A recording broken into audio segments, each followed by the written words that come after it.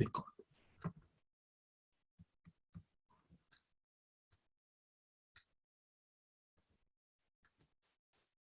Baik, Assalamualaikum warahmatullahi wabarakatuh.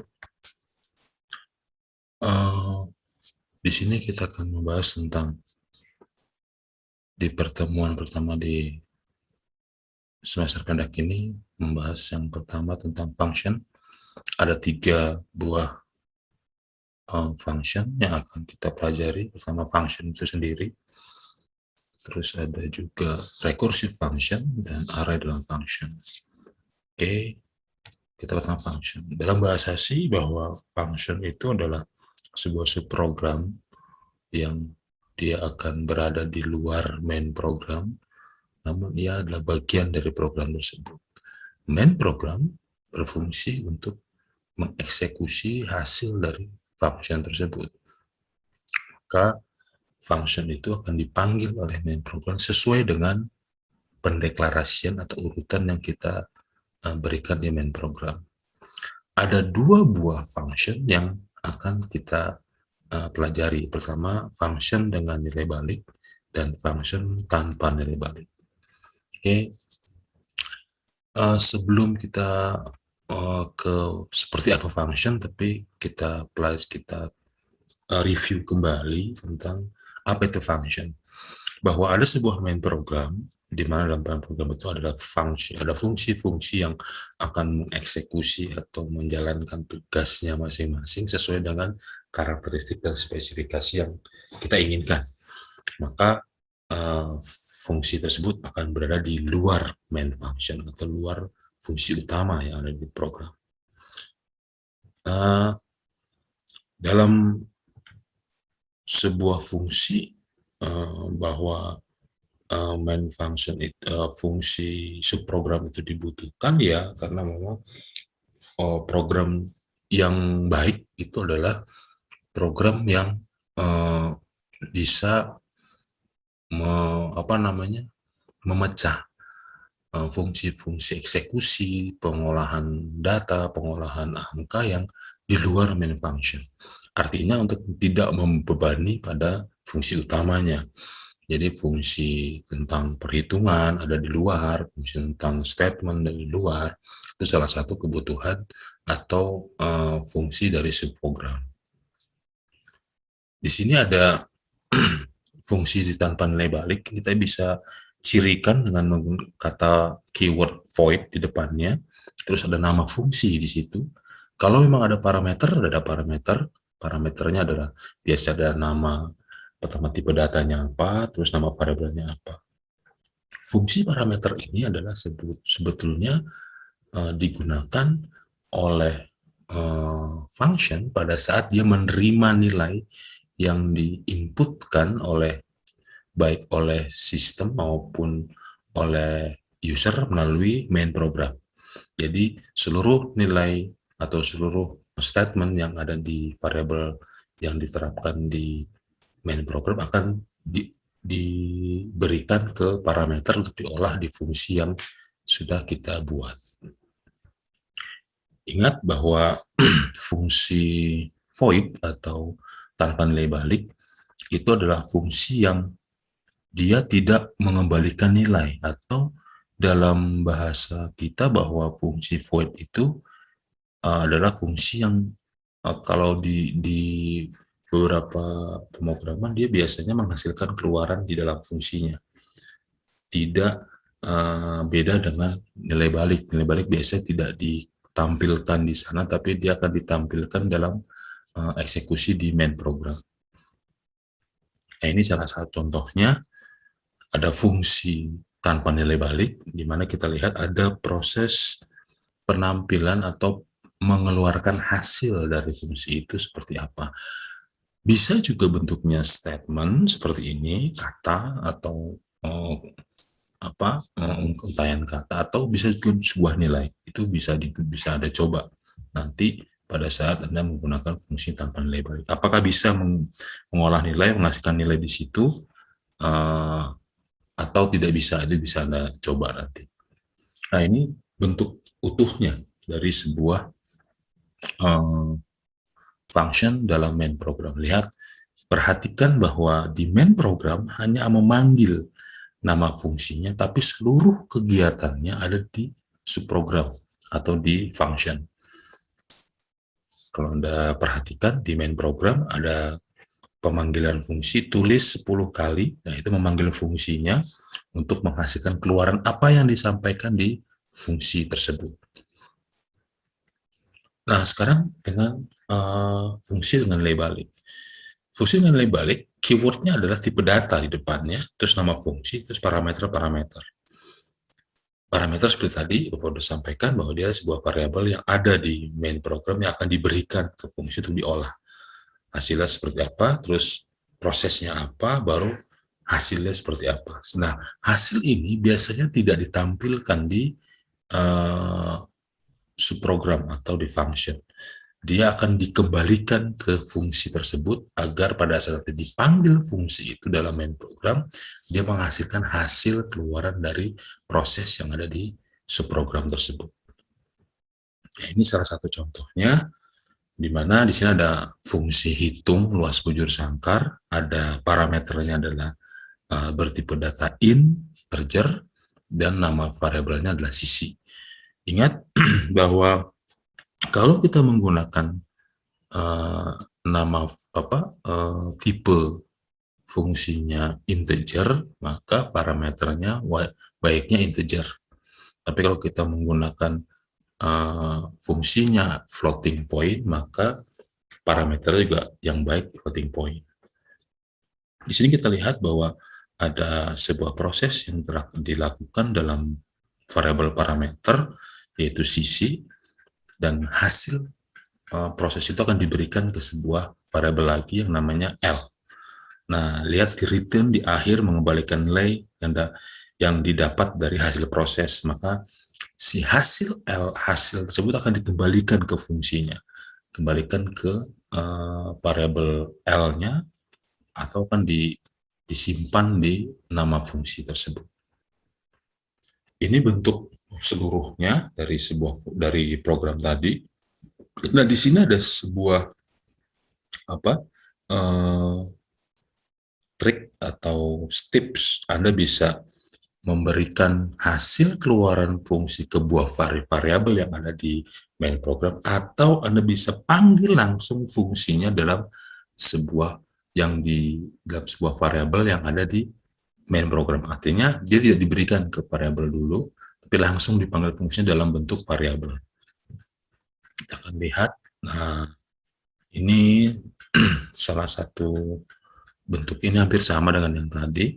Tapi kalau yang ini adalah fungsi prototype, tapi dia adalah fungsi tidak memberikan nilai balik atau void. Lihat pemanggilannya pada saat di main program itu dia memanggil nama fungsinya, sedangkan fungsinya di bawahnya. Nah, ini prototype-nya.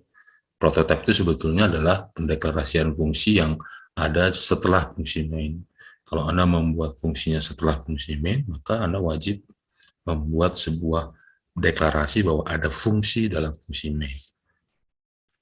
Nah, ini adalah contoh fungsi dengan nilai balik, di mana kita bisa panggil secara langsung fungsi dengan nama luas persegi, itu dipanggil langsung dalam bentuk variabel. Tidak diserahkan dulu ke sebuah variabel, baru dipanggil variabel, tapi tidak, kita panggil langsung nama fungsinya. Nah, ini kelebihan dari fungsi dengan nilai balik. Dia bisa dikategorikan sebuah variabel. Karena kalau tadi fungsi non-void, maka Anda pemanggilannya seperti ini. Seluruh fungsinya dan tidak masuk sebagai sebuah variabel. Tapi dia sebagai di luar, tidak diidentifikasi sebagai variabel, karena dia sebagai parameter aktual, atau yang disebut bahwa dia kalau dipanggil dalam variabel tidak dikenali. Beda dengan yang namanya fungsi dengan nilai balik. Nah, itu kira-kira tentang fungsi. Moga-moga kalian masih ingat dan masih bisa untuk bisa menerapkannya. Oke, kita akan coba ke berikutnya, yaitu fungsi rekursif, di mana kita tahu bahwa rekursif itu adalah sebuah fungsi yang dapat memanggil dirinya sendiri dan dipakai berulang-ulang. Nah, kelebihannya sebetulnya hanya mempersingkat jumlah baris dalam sebuah program.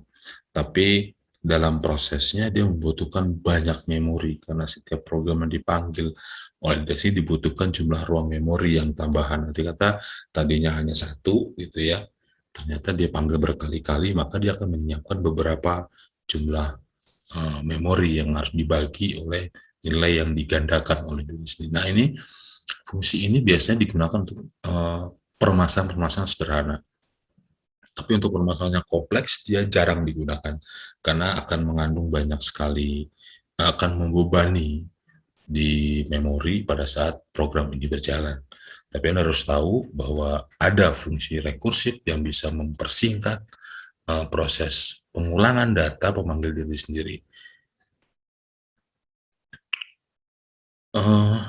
Di sini adalah bentuknya, bahwa ilustrasinya saya seperti ini, bahwa sebetulnya ini adalah satu frame, satu buah bentuk yang sama, tapi hanya kita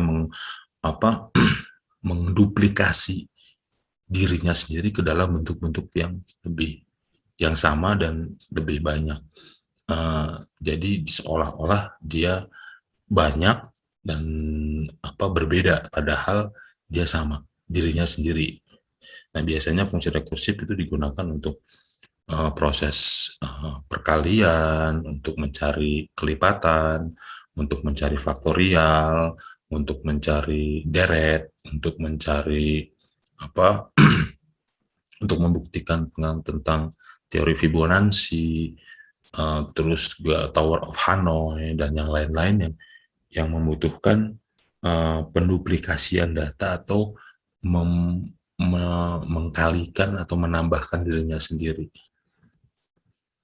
Nah, dalam fungsi biasa, pada saat kita ingin membuat sebuah faktor seperti ini bentuknya, kita membutuhkan beberapa baris dari program untuk fungsi tentang faktorial. Tapi dengan adanya rekursif, maka kita memangkas beberapa line script agar bisa lebih ringkas.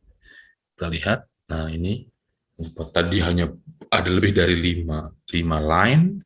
Nah, di sini cukup 3 line. Kita akan melakukan sebuah proses rekursif tentang faktorial. Faktorial kan berarti jumlah dirinya akan difaktorialkan dengan berapa elemen data dalam faktorial tersebut.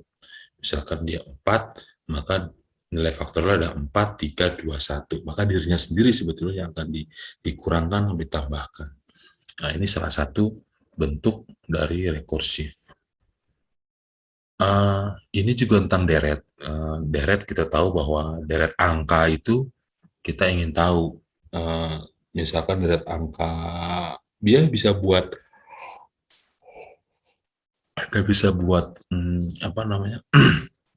kelipatannya atau deret angka yang bisa misalkan ada deret angka tentang ganjil atau genap. Nah, itu bisa Anda gunakan fungsi rekursif menggunakan bentuk rekursif.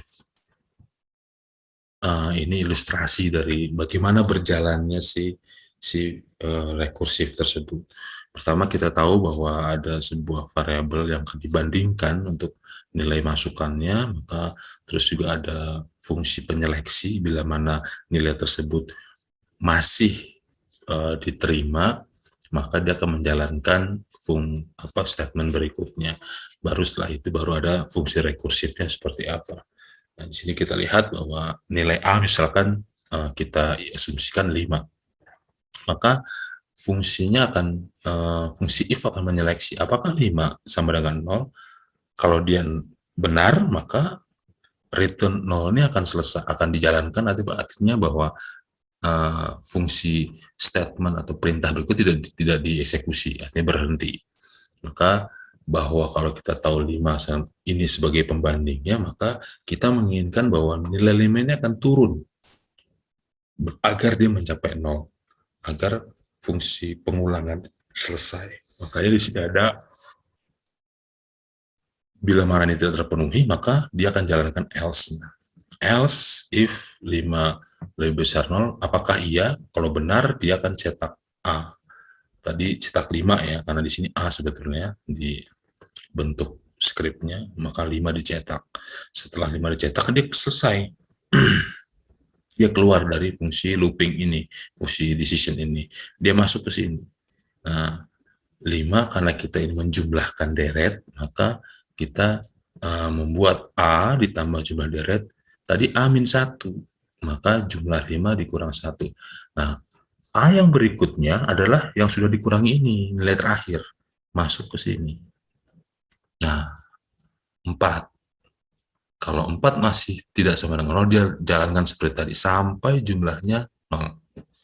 Bila mana sudah sama di posisi ini, maka return 0 akan dijalankan. Artinya, perintah untuk selesai di sini, di return 0. Maka selesai, dia tidak menjalankan statement atau perintah-perintah berikutnya, dia akan keluar dari fungsi rekursif ini.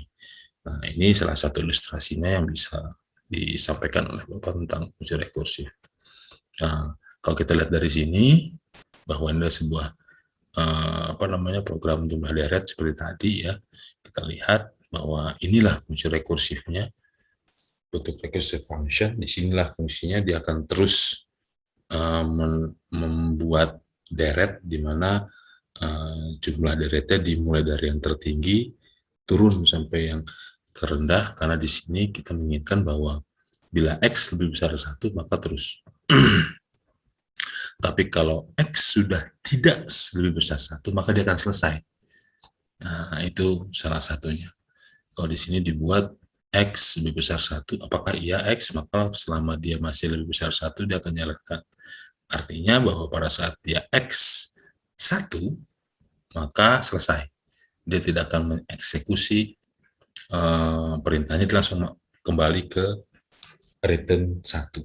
Itu dia akan kembalikan nilai ke 1, akhirnya nilai terakhirnya 1. Kalau tadi return 0, dia selesai karena kita menginginkan bahwa akhirnya 0. Kalau 1, maka dia akan menampilkan hasil akhir return 1-nya. Oke, ini salah satu bentuk permutasi seperti apa, itu juga bisa digunakan fungsi. Nah, kita lihat kalau di sini permutasi itu ada faktorial n dibagi faktorial n min r, arti kata perubahan dari nilai n dan r itu akan dijadikan sebagai nilai permutasi. Anda bisa coba, silahkan. Nah, ini adalah fungsi pangkat. Nah, ini juga bisa digunakan sebagai menggunakan rekursif, di mana kalau kita tahu pangkat itu adalah nilainya dikali dengan nilainya yang berikutnya. Ya kan? Kalau misalkan pangkatnya berapa sih nilai 4 pangkat 3, maka pertama 4 kali 4, kan gitu, kali 4 berarti 4 kali 4 adalah 4 pangkat 1, 4 pangkat 2, dan 4 pangkat 3. Itu akan diseleksi, diselesaikan dengan menggunakan seperti ini. Ini salah satu bentuknya yang bisa Anda gunakan, tapi di luar juga banyak sekali sih contoh-contohnya, Anda tinggal cari aja. Oke, kira itu rekursif, dan berikutnya itu tentang array, ya, fungsi array. Bahwa variabel array itu kita tahu bahwa variabel itu adalah variabel yang bisa menyimpan nilai lebih dari satu buah nilai. Arti kata dia bisa menampung beberapa nilai. Berbeda dengan variabel biasa. Variabel biasa itu hanya bisa menampung satu buah nilai. Nah, array ini bisa dibuat sebuah parameter dalam fungsi. Artinya parameter bisa menerima variabel itu dalam bentuk array, tidak hanya dalam bentuk variabel biasa. Kita coba lihat.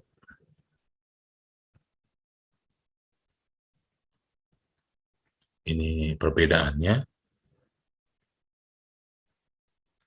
Kita lihat. Nah, Di sini ini perbedaan semua pengertian, Anda pasti tahu lah perbedaan antara variabel base dan variabel array. Saya yakin kalian. Nah, sekarang kita lihat di array rumusnya.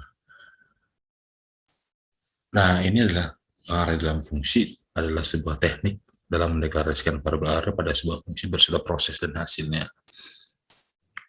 Contohnya seperti apa? Kita lihat modul imperatif 1. Oke, kita pakai IOStream. Nah, ini variabel array yang ada di main program. Ibaratnya di sini ada sebuah variabel array dengan tipe data integer dengan jumlahnya.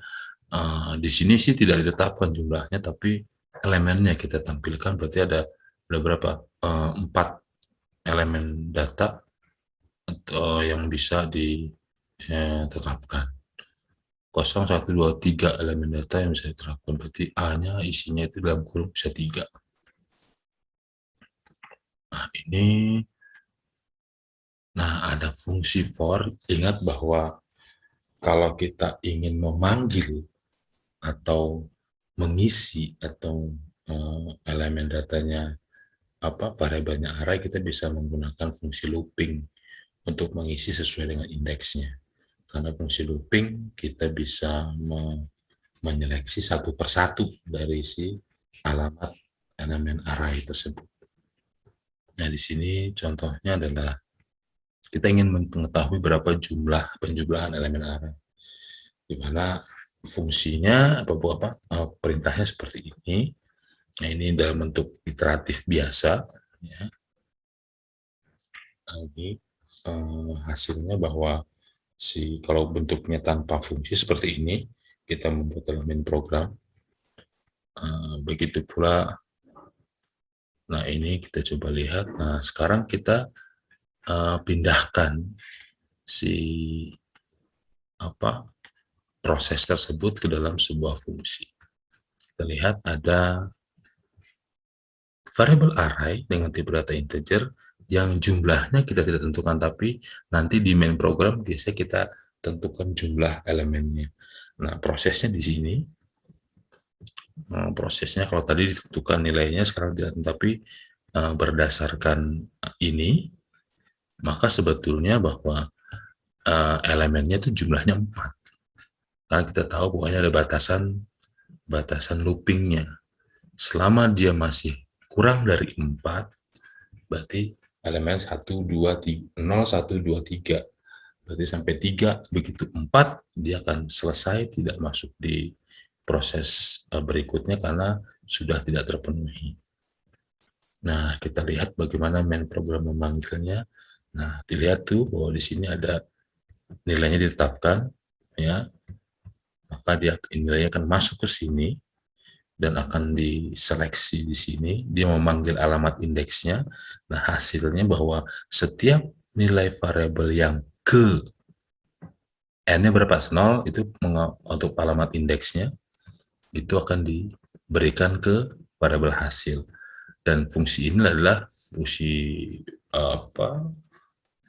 majemuk, operator majemuk, di mana setiap nilai akan ditambahkan, setiap nilai A ke N akan ditambahkan dan diberikan nilainya ke hasil.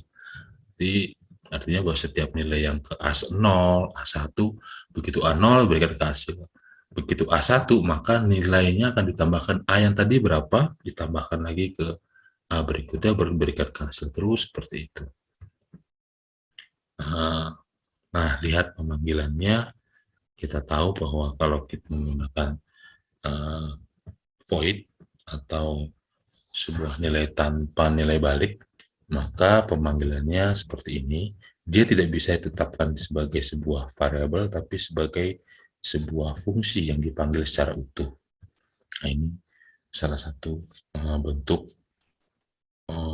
array dalam fungsi. Nah, ini model iteratif kedua juga bisa. Banyak sebetulnya bisa buat ini tuh bisa. Kalau fungsi array itu kan bisa macam-macam ya, bisa pencarian, itu ada insert, ada sorting, searching gitu ya, pengurutan itu bisa menggunakan variabel array dan yang lain-lain.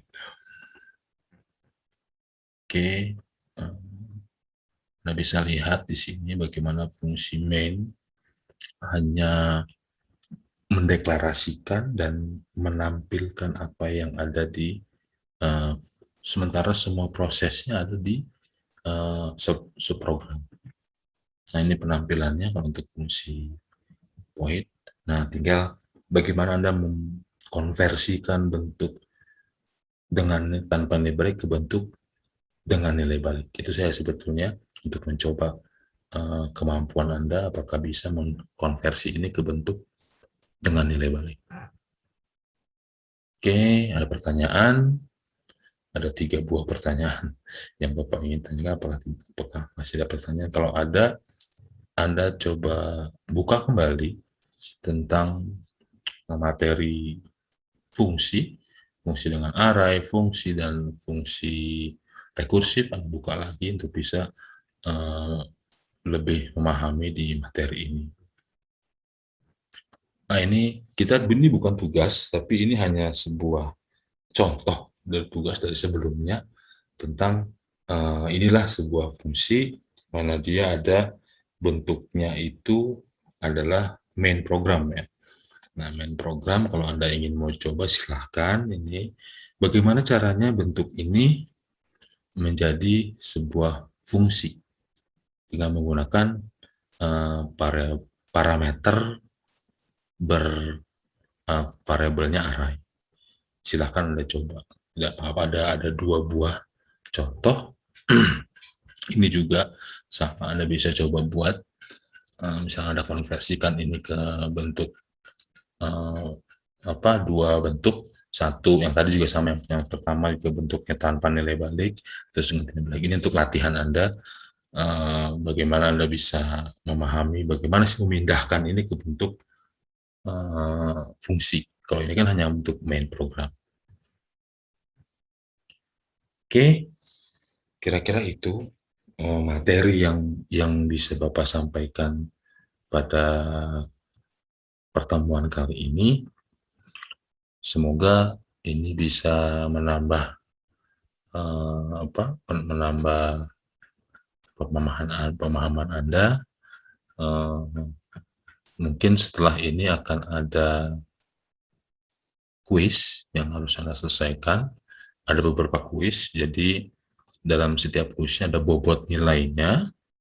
Jadi kuisnya jumlahnya berapa soal, tapi ada bobot nilainya yang bisa Anda temukan. Jadi cara perhitungannya bahwa Anda ada berapa soal dan berapa soal yang bisa Anda jawab itu akan dibagi oleh jumlah soalnya dan dikalikan oleh bobotnya, maka akan ketahuan nilai yang Anda dapatkan di bobot nilai yang ada di pertemuan kali ini. Mungkin ada 3-4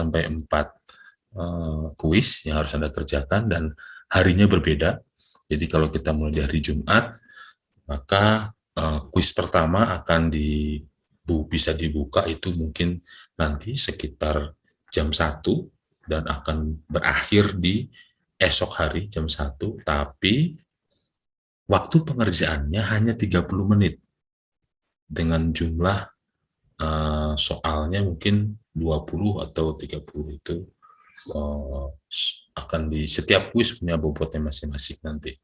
Itu yang akan Anda jalani selama 4 hari ke depan, dan yang terakhir mungkin ada kuis esai yang harus Anda selesaikan. Itu juga berbatas waktu, jadi dia hanya dibuka selama 2 jam, selama 24 jam, tapi pengerjaannya Anda hanya diberikan waktu selama 2 jam. Jadi tolong perhatikan itu, karena tidak ada pengulangan pada saat Anda mengerjakan atau tidak mengerjakan itu, tidak ada alasan bahwa misalkan Pak saya belum sempat karena saya nggak ada sinyal. Silahkan cari tempat yang ada sinyalnya. Toh waktunya tidak hari itu dan diberikan waktu 24 jam. Anda bisa ke daerah yang ada sinyalnya baru Anda bisa mengerjakan. Jadi Bapak tidak mentoleransi tentang hambatan Anda. Itu silahkan Anda usaha sendiri bagaimana caranya untuk bisa mendapatkan mengerjakan kuis yang sudah disiapkan oleh Bapak. Kira-kira itu yang bisa Bapak sampaikan. Assalamualaikum warahmatullahi wabarakatuh.